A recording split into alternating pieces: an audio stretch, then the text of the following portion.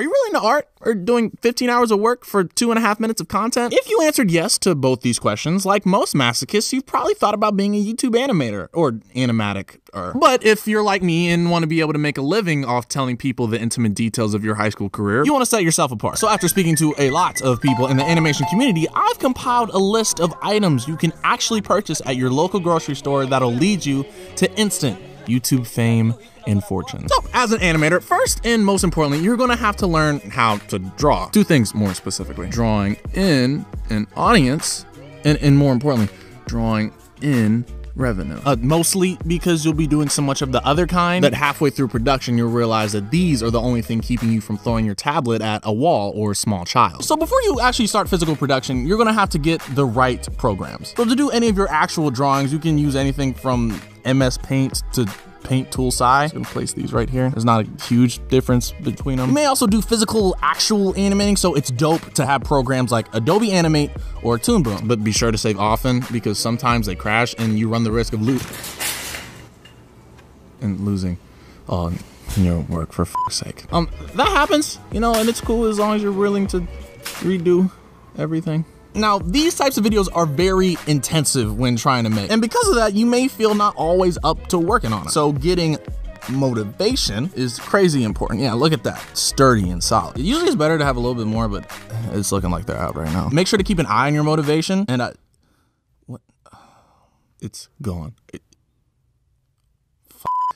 Okay, so I couldn't find my motivation, but it's sometimes better to have a substitute of like guilt and obligation, and usually that stuff's right on you, so you don't have to go looking for it. So we have to go to the next step, which is writing. We gotta do a writing. Now when it comes to writing, we first need to pick the type of audience we want to appeal to. And since we're making animation videos, and YouTube doesn't like anything that couldn't be said outside of Holy Chapel, we're gonna go ahead and head over here to the toy aisle, because we're gonna have the same demographic. And from here, we're gonna pick our topic and try to find something that kind of resembles how you see yourself, because we want it to be relatable. For me, that's something, you know, disappointing, cheap, plastic, easily penetrated, a lot like my ego. Yes, this ball pit should work perfectly. Just reach in here and grab school.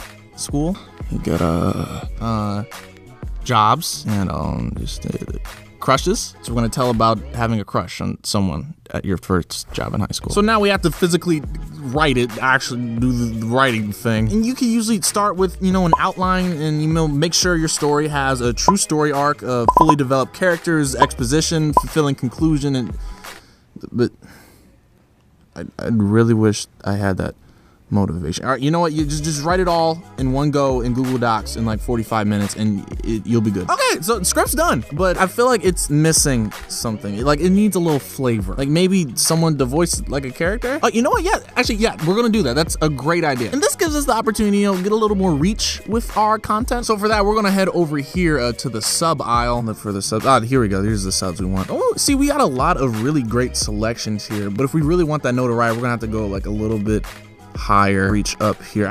There we go. Yeah, that's perfect. I feel like this is the one. This is the one. All right, the script's written, so now it's actually time to record. So from here, we want to find out what kind of personality we should have on the mic. Now, for picking your persona, I've learned it usually comes down to 2 general rules of thumb. The first one being be yourself and talk about how you really feel and what you're really about. Just bring like what's really inside you. And since starting my attempt to be a YouTube animator, my inside is anxiety and crippling depression, which interferes with our second rule of thumb, be happy all the time. So, like the great scholar, poet, and philosopher Bow Wow once said, fake it till you make it. Which for some may just be making real heartfelt videos every once in a while that reminds your audience that you're human and have worries and anxieties like everyone else, and that's okay. And for others, like myself, will involve crying 10 minutes before recording. Okay, so it's been a rough ride, but we're finally at the final part, the actual animation. So the actual animation process uses these things called frames. So we're gonna head over here, you know, just grab a frame. So when doing frames, I've been told to keep your eye on the time.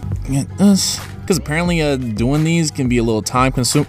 Ooh, I didn't, okay, well, maybe if I go like a little faster. No, I can't do it. I can't do it. Animators are expected to upload weekly? No, I can cut the music. I'm done. No, this is not happening. This is stupid. What's up, y'all? Want to see more videos like that? Make sure you subscribe and do not forget to hit that notification bell. please. Specifically, let me know if you like these types of videos, if you want me to cover other genres like vlogging, gaming, etc, etc, etc. Shout out to the animation community. That's really about it. I don't really have much to say this time. Make sure you like, share, subscribe, please. All right, I'm out of here.